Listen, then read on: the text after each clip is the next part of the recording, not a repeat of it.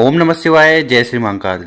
देखिए दोस्तों, गुरुजी ने कहा है कि यदि आपके जीवन में बहुत ज़्यादा परेशानी चल रही है और आप बहुत ज़्यादा थक चुके हो तो ऐसे में आपको ये पीले चंदन वाला उपाय कर लेना है। तो इससे आपके जीवन की जितनी भी समस्या है, जो बाधा है, वो खत्म होगी। तो गुरुजी ने कहा है कि जिन लोगों के जीवन में धन से जुड़ी समस्या चल रही है, व्यापार सही नहीं चल रहा है, नौकरी में परेशानी आ रही है या घर में लड़ाई झगड़ा और क्लेश बढ़ता जा रहा है, तो कहने का मतलब है कि आपके जीवन में कैसी भी समस्या चल रही है तो उसके लिए आपको ये उपाय जरूर करना है। तो पूज्य गुरु जी की कथा को सुनकर ही ये उपाय बहुत अच्छे से समझाएंगे। उसके पहले इस वीडियो को लाइक कर दें और चैनल पर नए हो तो सब्सक्राइब जरूर करिएगा। देखिए दोस्तों, इस वीडियो में हम आपको दो उपाय बताएंगे और दोनों उपाय समस्या खत्म करने के लिए और मनोकामना पूर्ति के लिए है। तो इस उपाय में जो सबसे पहले सामग्री लेनी है वो है चंदन। तो आपको चंदन लेना है। तो कौन सा चंदन लेना है? पीला चंदन। और अगर आपको पीला चंदन नहीं मिले तो आप लाल चंदन ले लीजिएगा, या सफ़ेद जो चंदन आता है वो ले लीजिएगा। इसी के साथ जो अगली सामग्री है वो है बेलपत्र। तो आपको इस प्रकार से बेलपत्र लेनी है। कितनी लेनी है? मात्र एक बेलपत्र लीजिएगा। और जो बेलपत्र लो वो कहीं से भी खंडित नहीं होनी चाहिए, और क्योंकि कोई भी खंडित चीज़ शिवलिंग पर नहीं चढ़ती। और गुरुजी कहते हैं कि अगर आपको बेलपत्र नहीं मिले तो शिव मंदिर जाइएगा, शिवलिंग पर चढ़ी हुई बेलपत्र को उठाइएगा, शुद्ध जल से धोइएगा और उपाय में उपयोग कर लीजिएगा। इसके साथ जो अगली सामग्री है वो है शहद। तो आपको शहद लेना है। कितना लेना है? 1-2 चम्मच, जो छोटी वाली आती है ना, उतना चम्मच शहद आपको ले लेना है। और इसके बाद जो अगली सामग्री है वो है तांबे का लोटा। देखिए, जब भी हम शिवलिंग पर जल चढ़ाना चाहते हैं तो हमें तांबे के लोटे का उपयोग करना चाहिए। तो आपको तांबे का लोटा लेना है और इसमें आपको अपने घर से जल भर लेना है। गुरुजी कहते हैं कि विशेषकर जल को आपको अपने किचन से भरना चाहिए, क्योंकि वहाँ से जल भरकर शिवलिंग पर चढ़ाते हैं तो इससे हमारे घर के जो दोष होते हैं, जो समस्या होती है, वो खत्म होती है। अब इन सामग्री को लेकर आपको पहुँच जाना है शिव मंदिर। और ये जो उपाय बता रहे हैं ये आप सुबह भी कर सकते हो और शाम को भी कर सकते हो। तो किसी भी समय कर लीजिएगा। और गुरुजी ने कहा है कि जो भी व्यक्ति इस उपाय को लगातार 7 दिन तक कर लेता है, या 7 दिन में किसी एक दिन भी कर लेता है, तो उसकी जीवन की जो समस्या है, जो बाधा है या फिर जो कामना है, वो पूर्ण होती है।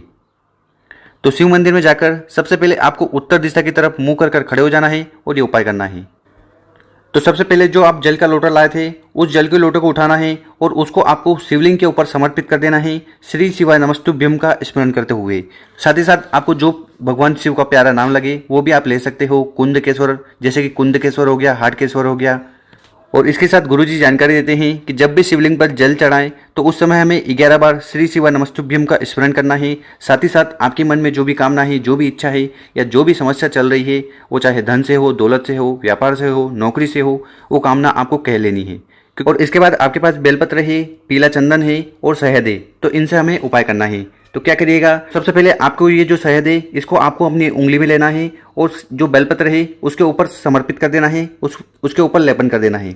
तो लेपन किस उंगली से करना है वो देख लीजिए। देखिए यहाँ पर आप स्क्रीन पर देखिए, ये जो उंगली होती है इसको अनामिका उंगली कहते हैं। तो इस उंगली में आपको शहद लेना है और शहद लेने के बाद ये जो बेलपत्र की बीच वाली पत्ती है, जो बड़ी पत्ती है, इस पर आपको उस शहद से अच्छी तरह से लेपन कर देना है, क्योंकि बेलपत्र की ये जो बीच वाली पत्ती है इसको हम शिव का रूप देते हैं। तो यहाँ पर आपको सबसे पहले उस शहद से अच्छी तरह से लेपन कर देना है। और ये जो लेपन करना है ये आपको बेलपत्र की चिकनी साइड पे करना है। और नीचे वाले जो 2 पत्तियां बची है इस पे आपको क्या करना है? पीले चंदन का लेपन करना है। तो सबसे पहले आपको पीला चंदन घोल लेना है पानी डालकर और उसके बाद लेपन करना है। और नीचे वाले जो दोनों पत्तियां हैं उनके ऊपर आपको इस प्रकार से लेपन कर देना है पीले चंदन से। ठीक, आपके पास पीला चंदन है तो उसको आप पहले पानी में घोल लीजिएगा और घोलने के बाद आपको उसका इस प्रकार से लेपन कर देना है। लेपन कर दिया, इसके बाद क्या करिएगा?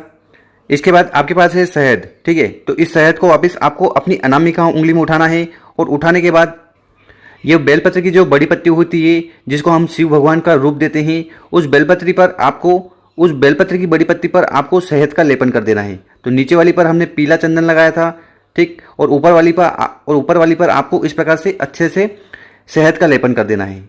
कर दिया। और इसके बाद जिस बेलपत्र पर आपने चंदन और शहद लगाया है उसको आपको अपने सीधे हाथ में रख लेना है। और रखने के बाद आपके जीवन में जो भी समस्या चल रही है, जो भी बाधाएं चल रही है, उसका स्मरण करना है। अगर आपके घर में धन से जुड़ी समस्या है या फिर आपके व्यापार में बहुत ज़्यादा नुकसान हो रहा है, इसके साथ आप कई महीनों से नौकरी के लिए प्रयास कर रहे हैं पर आपको सफलता नहीं मिल रही है, इसके अलावा आपके विवाह का समय नहीं मिल रहा है, संयोग नहीं मिल रहे हैं और काम उल्टे बिगड़ते जा रहे हैं, ये सारी समस्या दूर करने के लिए आपको महादेव जी से प्रार्थना कर लेनी है। और ये जो बेलपत्र है इसको आपको उठाकर शिवलिंग के ऊपर समर्पित कर देना है कुछ इस प्रकार। और शिवलिंग पर जब भी बेलपत्र समर्पित करो तो उसको हमें यहाँ पर उल्टा बेलपत्र समर्पित करना है। जिस साइड आपने पीला चंदन और शहद लगाया है उस साइड को आपको शिवलिंग से स्पर्श करवाना है, टच करवाना है। तो यहाँ पर हमें उल्टा बेलपत्र समर्पित करना है।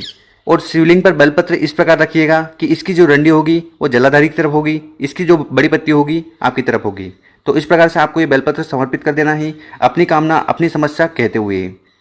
तो गुरुजी कहते हैं कि जो भी व्यक्ति इस उपाय को सप्ताह में एक बार कर लेता है तो महादेव खुद उसके जीवन से सारे दुख परेशानी हटाने लगते हैं। अब जान लेते हैं गुरुजी द्वारा बताया गया दूसरा उपाय। देखिए, ये जो उपाय है ये आपके जीवन में जो भी विशेष कामना है उसको पूर्ण करेगा।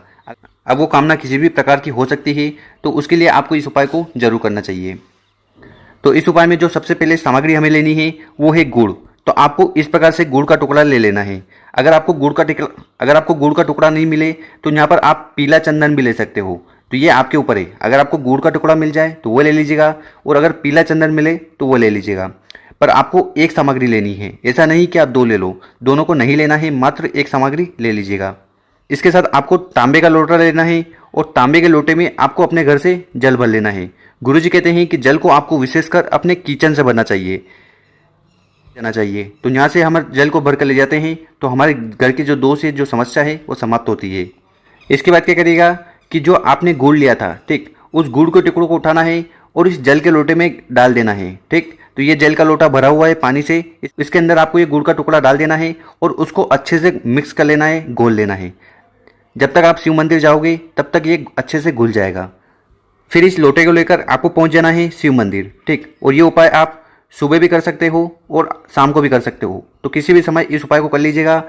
और गुरुजी कहते हैं कि अगर आप ये उपाय करते हैं तो आपकी जो विशेष कामना है, इच्छा है, जो बहुत दिनों से परिपूर्ण नहीं हो रही है, वो पूर्ण होने लगती है मात्र ये एक छोटा सा उपाय करने से। तो शिव मंदिर में जाकर सबसे पहले नॉर्थ डायरेक्शन, उत्तर दिशा की तरफ मुंह कर खड़े हो जाना है। इसके बाद जिस लोटे में आपने गुड़ मिलाया था उस जल को उठाना है और उस जल को, लोटे को आपको शिवलिंग के ऊपर समर्पित करना है। पर यहाँ पर समर्पित करने का एक तरीका है, तो उस तरीके से आपको जल को समर्पित करना है। तो क्या करिएगा, सबसे पहले आपको जल को गिराना है इस जगह, और यहाँ से आपको एक धार में गिराते हुए आपको शिवलिंग के ऊपर ले जाना है। ठीक, शिवलिंग पर ले जाते समय शिवलिंग पर ले जाकर उसको वापस गिराते हुए आपको जल को वापस इस जगह लाना है। ठीक, समझ में आई? आपको क्या करना है, आपको जल को गिराते हुए श्री शिवाय नमस्तुभ्यम का स्मरण करते हुए जल को इस प्रकार से ऊपर ले जाना है और वापस उसको गिराते गिराते नीचे लेकर आना है। और जब आप ये उपाय कर रहे हो तो आपको श्री शिवाय नमस्तुभ्यम का स्मरण कर लेना है। तो कहने का मतलब है कि माता अशोक सुंदरी वाली जगह से आपको जल को गिराना शुरू करना है और उसका अंत भी यहाँ पर ही आकर करना है। तो बस इतना सा उपाय है। और गुरुजी ने कहा है कि जो भी व्यक्ति इस उपाय को पूरे तन और मन से कर लेता है तो फिर महादेव जी उसकी कौन सी भी कामना होगी, इच्छा होगी, या उसके जीवन में जैसी भी समस्या चल रही होगी उनको खत्म कर देते हैं। तो कर देखिएगा, बहुत ही आसान सा उपाय है और मनोकामना पूर्ति के लिए ये विशेष उपाय है। और इसके बाद क्या करना कि महादेव जी की जो चौखट होती है वहाँ पर आपको बैठ जाना है और ओम नमः शिवाय का स्मरण करना है। 2 मिनट तक आपको ओम नमः शिवाय का स्मरण करना है और फिर घर चल जाना है। आपकी समस्या, आपकी कामना जल्द पूर्ण होगी।